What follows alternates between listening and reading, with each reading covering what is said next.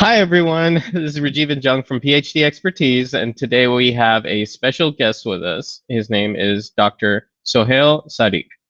Souhayl finished his PhD in engineering science and mechanics in 2016 from Georgia Tech. He did a postdoc at Max Planck Institute for about 2.5 years, and he followed that and with a postdoc at Aarhus University, where he's currently a postdoc researcher. So thank you, Souhayl, for joining us today, and we look forward to this great discussion.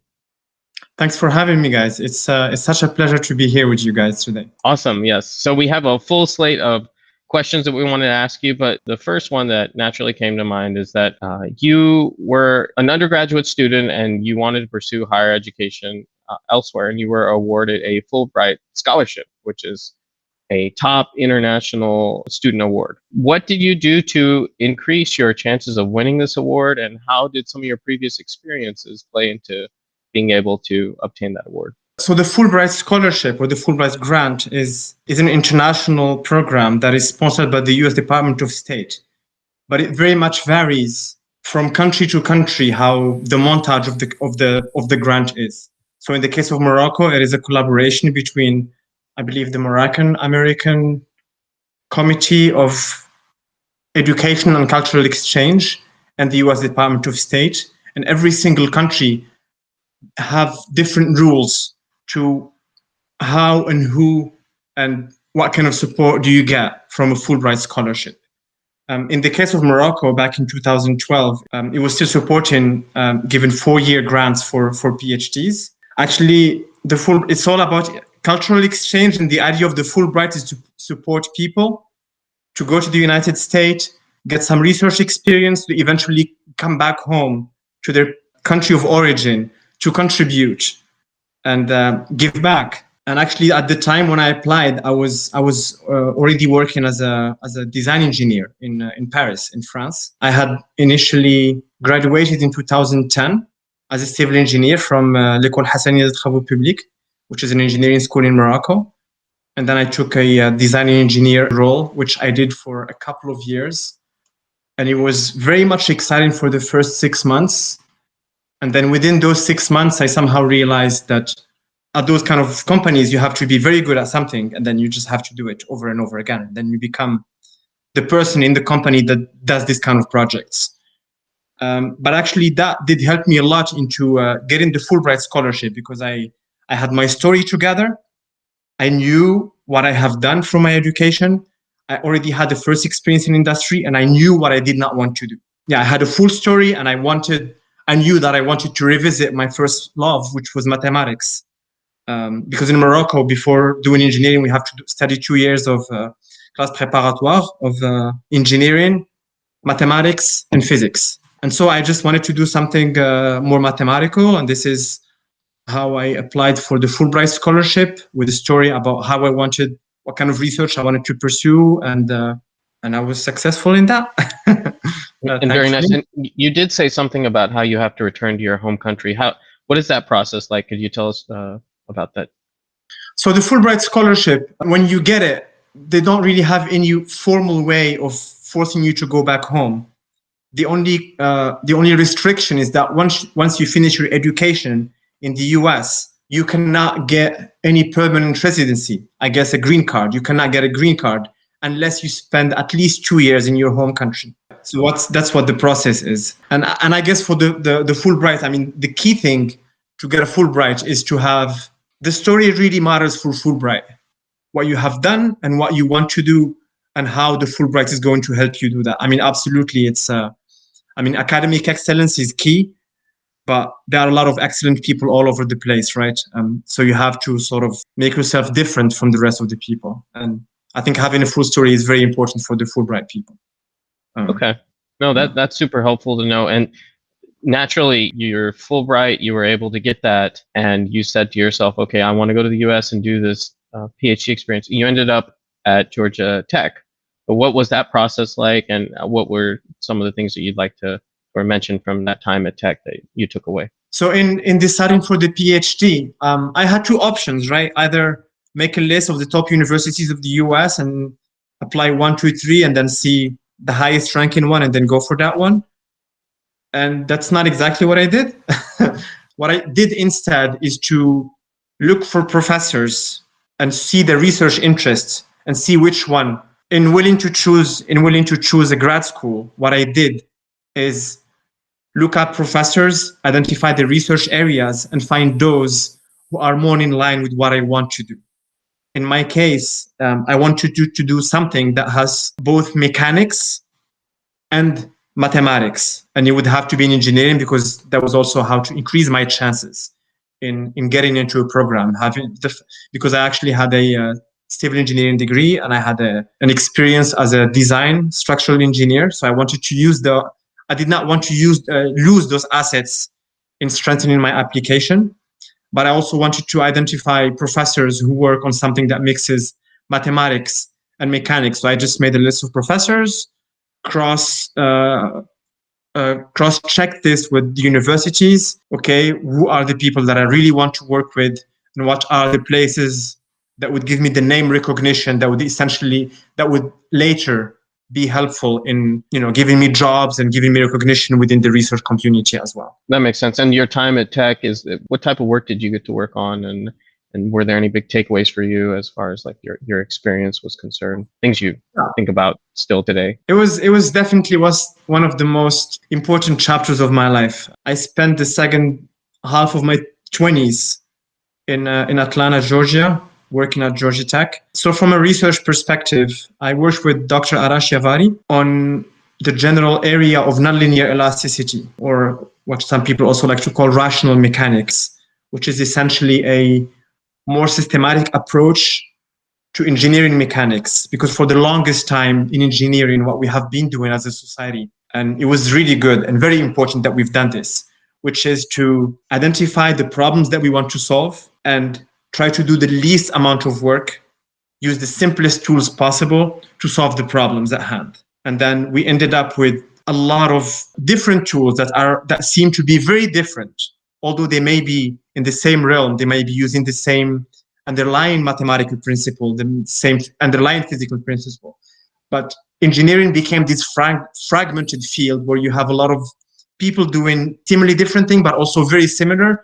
But it's really hard to make sense of it all. And what the lab of Dr. Yavari, the view that he had is, let's take mechanics and do something more systematic instead of just trying to look into problems and solve the problems itself. Let's spend more time into understanding the theory and developing something that would work for unifying essentially these fragmented areas of engineering. And so we did that. We tried to do that within engineering mechanics. And for that, we came and revisited what great minds such as Poincaré actually did back in the early 20th century, before theoretical physics became fashionable. And so the brightest minds were actually working in mechanics, in engineering. The people that came out from the French schools, the Italian schools, and the German schools of the 19th and early 20th century were spending a lot of time in mechanics. And most of them were actually engineers. And so what we did is essentially what we're trying to do is to bring back mathematics into engineering. We particularly focused on differential geometry and algebraic topology and how to use that in mechanics to build something more systematic, well-rounded, so to say. I think that was helpful. Yeah, that's very helpful. So Souhayl, after your Georgia Tech time, you had multiple experiences working as a postdoc and research fellow at Max Planck Institute and Aarhus University. Are there any special application processes for these university and institutes as compared to the US universities? Yeah, it's very, very different, I would say. My experience with the US in looking for postdocs is actually I didn't spend a lot of time in trying to find a postdoc in the US because I wanted to come back closer to my family in Morocco, and Europe was just a natural fit. Also, I guess in the spirit of trying to connect with my home country, in the spirit of the Fulbright. But from my understanding in the US, you either apply for a research grant to fund your own postdoc, or there are a lot of people who end up getting postdocs generally just by talking to professors, and then they would have funding and they would hire you. I feel in Europe, there is a little bit more structure and bureaucracy into getting postdocs, and you do have to go through the system to get into a postdoc.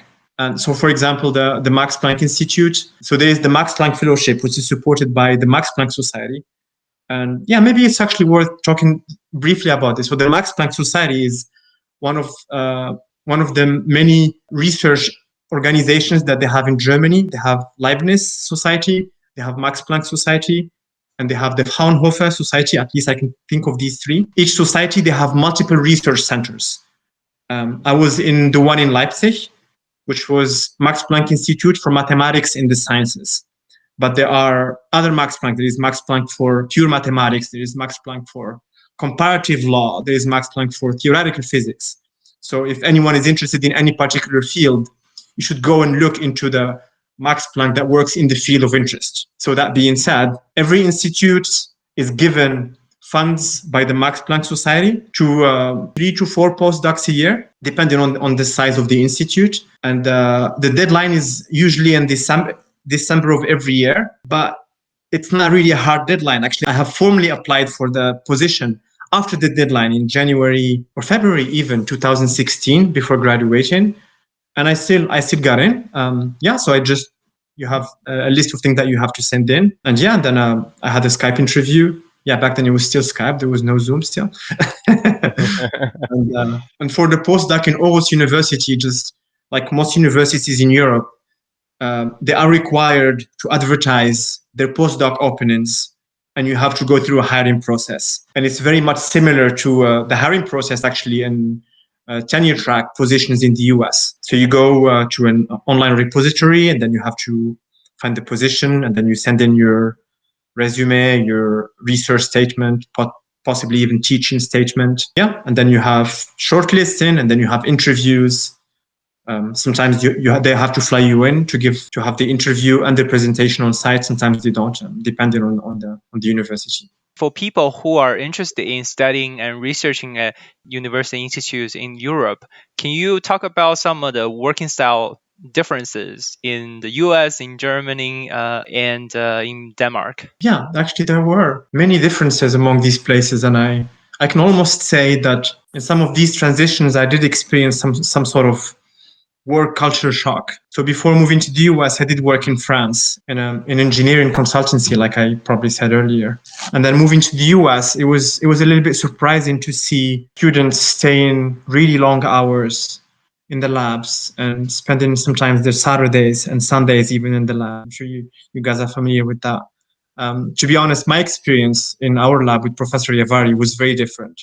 It was very much based around trust and flexibility. So we never had to check in a certain hour, check out at a given hour. I did not have to report how much I worked, when I worked, sometimes even where. It didn't matter. What mattered is that we show up for meetings and we give our deliverables, right? And we have something to discuss when we need to discuss, and that progress is being made. Moving to Germany, it was very much similar actually in the institute. The institute is Max Planck Institute has a unique system where they have very few permanent staff, and most people are actually visiting researchers, and they rely essentially on the research staff they know that people are there to do the work, so they're excited about their own research. And there is no clock in, clock out. I haven't met anyone actually who's just slacks around in the institute. It was different. Like, you don't really meet people there on Saturdays and Sundays if you swing in by the office to pick up something, which was very different in the US. But Denmark was a completely different story. I remember my first week, 3 p.m., nobody's there anymore. It's not that people don't work here. It's people, they have a very different working culture. People start working early and they clock out really early. I think if you go to 7 a.m., to the office, people are already working. 7 a.m., I probably haven't woken up yet. When I first started, because also in the university, again, we don't have any clock in, but the culture is different. And I would start working around 10 a.m. and then people are already having their lunches at 11. By the time I want to have my lunch around 2 p.m., people are already starting to leave. And then, it was a bit of a cultural shock at first. But of course, you adapt and then you understand. The weather also has a big difference. And it gets dark early, for example, here in over the winter. But people actually genuinely care about their life-work balance, at least in the university. It's very, very important. I would even say that it was one of the arguments that my boss was bringing up during the hiring process. Yeah, and I can feel it, which is something that's not in the culture. People don't really talk about that in the US. It's not something that is valued. In many ways in the US, it is valued. The more you work, the better it is, to the point that people would even show off by working too much. Oh man, I was in the lab really late yesterday. It's just like the normal thing. If you tell someone, oh, today I worked until 7 p.m., like, oh yeah, why? What's wrong? That's funny. I would just like to say that both Jung and I used to stay relatively late in the lab, so I think that that would have been a good thing to have been in Denmark at that time to be able to get out at 3 p.m. So yeah, I just wanted to add that. I mean, I almost want to say that people would assume that you're doing something wrong in Denmark if you're spending too much time working at the university. And again, I cannot speak for the entire society. I only speak about the working culture in the university. That's interesting to know. A lot of our audience is current PhD students thinking about their next moves.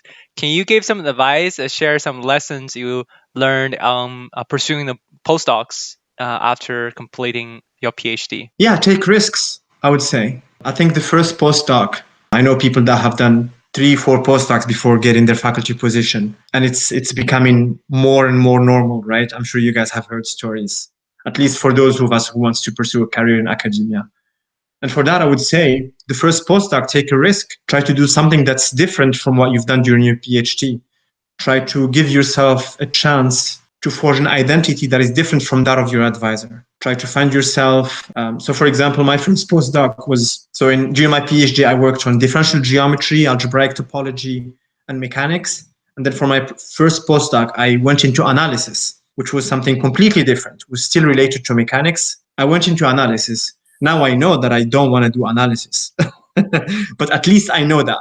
If anything, that's what that experience brought me. Yeah, I think that's for the first postdoc. I mean, most people would go for the safest bet and try to continue doing what they were doing during their PhD. But I found it very important for me to do something different, to try to figure out myself and my scientific identity, so to say. Good to hear that. Souhayl, we really appreciate you being with us today. And thanks to everyone for watching this. If you have any questions for Souhayl, please email them to phdexpertise@gmail.com and stay tuned for our next episode. Thank you.